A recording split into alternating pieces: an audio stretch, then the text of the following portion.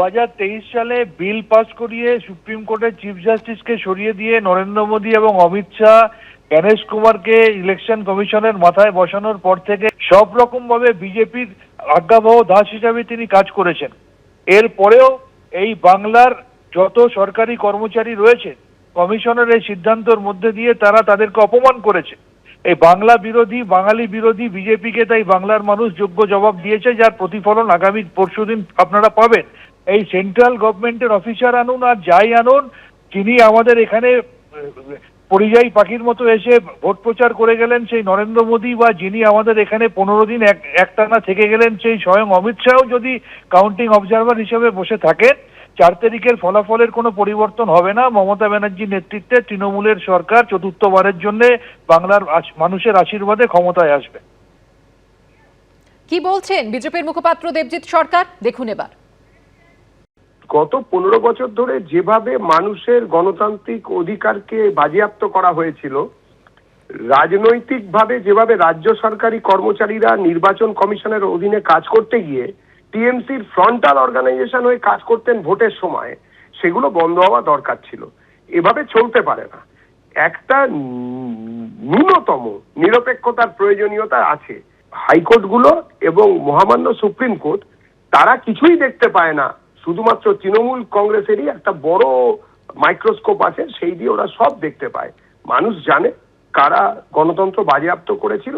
সমস্ত সিস্টেম যদি উঠেও যেত তাহলেও গণরোষ আছড়ে পড়তো ইভিএম যন্ত্রের মাধ্যমে তৃণমূল কংগ্রেসের বিরুদ্ধে। তৃণমূল চলে যাচ্ছে, শুধু নিশ্চিত পরাজয়ের জন্য প্রচুর অজুহাত খুঁজছে, কিন্তু এইসব অজুহাতে চিড়ে ভিজবে না। তৃণমূল যাচ্ছে, বিজেপি আসছে। গণনা কেন্দ্রে শুধুমাত্র কেন্দ্রীয় সরকারি কর্মীরা থাকা নিয়ে তৃণমূলের করা মামলা, যে মামলার শুনানি সর্বোচ্চ আদালতে ইতিমধ্যে শেষ হয়েছে। আর এই শুনানিতে যেটা জানা যাচ্ছে যে কমিশনের 13 এপ্রিলের যে নির্দেশিকা ছিল সেই নির্দেশিকাকেই মান্যতা দিয়েছে সর্বোচ্চ আদালত।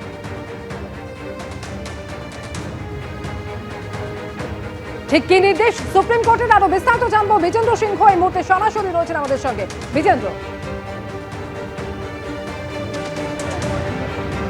দেখো, 13 এপ্রিলে যে সার্কুলার দিয়েছিল ইলেকশন কমিশন, সেটাতে তারা বলেছিলেন কি যতটা কাউন্টিং সেন্টার রয়েছে, যেখানে কাউন্টিং টেবিলগুলোতে অন্তত একজন সেন্ট্রাল গভর্নমেন্টের এমপ্লয়ি বা সেন্ট্রাল পিএসইউর এমপ্লয়িকে রাখতে হবে ইলেকশন কাউন্টিং সুপারভাইজার বা কাউন্টিং অ্যাসিস্ট্যান্টের জন্য। এই নির্দেশিকা ছিল। তার সঙ্গে আরও নির্দেশিকার মধ্যে বিভিন্ন কথাগুলো ছিল, কিন্তু কলকাতা হাইকোর্টে এই পোর্শনটাকে চ্যালেঞ্জ করেছিল টিএমসি। তারা বলেছিলেন যে শুধুমাত্র কেন্দ্রীয় সরকারের কর্মচারীদেরকে কেন রাখা হচ্ছে, এবং অবজারভাররা ইতিমধ্যেই কেন্দ্রীয় সরকারই থাকেন, সেক্ষেত্রে নিরপেক্ষতা নিয়ে তারা প্রশ্ন তুলেছিলেন। সেটাকে খারিজ করে দিয়েছিল কলকাতা হাইকোর্ট। সেটাকে চ্যালেঞ্জ করে সুপ্রিম কোর্টে দ্বারস্থ হয়েছিল গতকাল টিএমসি, এবং আজকে ছুটির দিন স্পেশাল বেঞ্চ গঠন করেছিলেন চিফ জাস্টিস, যেখানে জাস্টিস নরসিমহা এবং জাস্টিস বাগচির বেঞ্চ ছিল 5 নম্বর কোর্টে।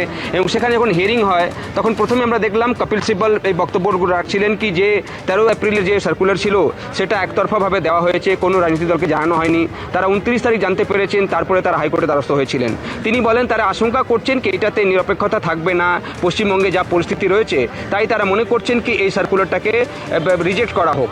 তিনি এটাও বলেন কি সেন্ট্রাল গভর্নমেন্টের এমপ্লয়িদেরকে শুধু কেন রাখা হচ্ছে, অবজারভাররাও সেন্ট্রাল গভর্নমেন্টের এমপ্লয়ি থাকবেন, এই কাউন্টিং সুপারভাইজাররাও সেন্ট্রাল গভর্নমেন্টের এমপ্লয়ি থাকবেন। সেক্ষেত্রে তারা আশঙ্কা করছেন কি ওখানে কোনো না কোনো একটা অনিয়ম হতে পারে।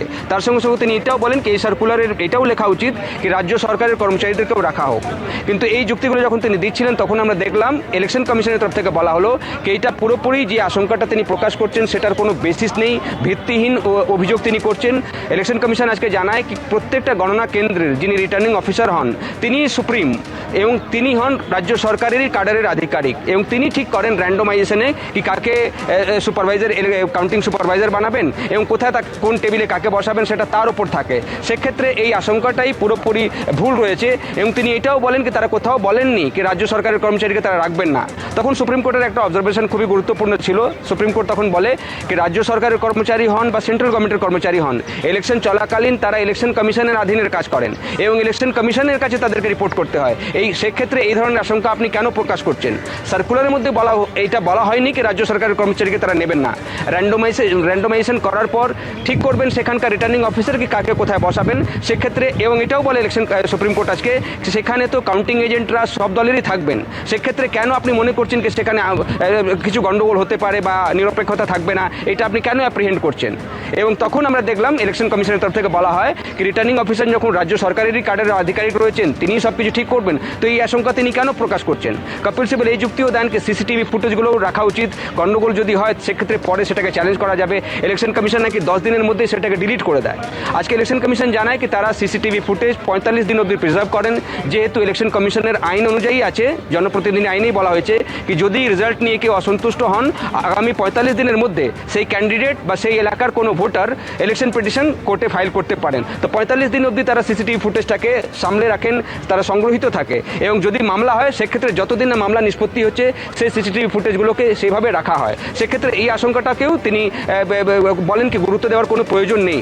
সুপ্রিম কোর্ট আজকে দুপক্ষের বক্তব্য শোনার পর যে আশঙ্কা প্রকাশ করে সুপ্রিম কোর্টে দ্বারস্থ হয়েছিল টিএমসি, সেই আশঙ্কাটাকে গ্রহণ করেনি, মান্যতা দেয়নি, এবং যে পিটিশন নিয়ে এসেছিলেন কপিল সিব্বল বা টিএমসি তরফ থেকে এসেছিল সেটাকে খারিজ করে দিয়েছে এবং আপহোল্ড করেছে যে 13 এপ্রিলের যে সার্কুলার ছিল ইলেকশন কমিশনের সেটাকে আপহোল্ড করেছে।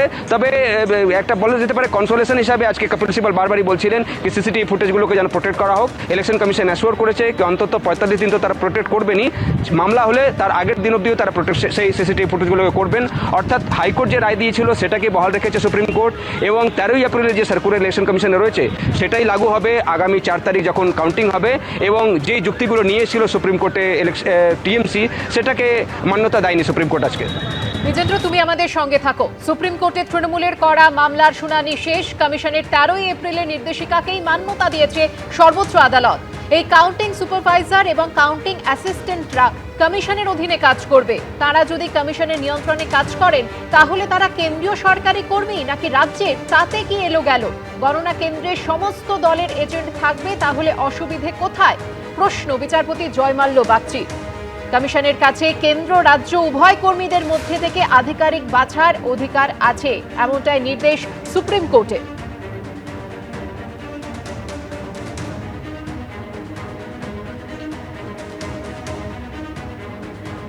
এবিপি আনন্দ এগিয়ে থাকে, এগিয়ে রাখে।